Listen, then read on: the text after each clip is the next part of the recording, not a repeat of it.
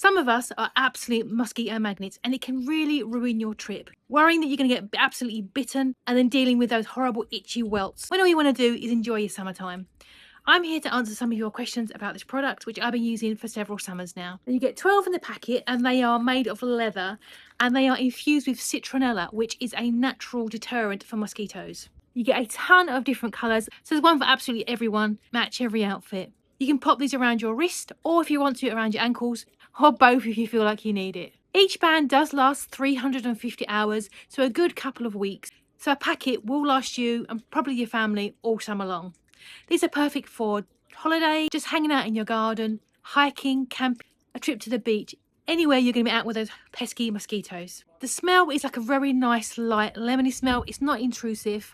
And if you're wearing perfumes and aftershaves, it's not going to interfere.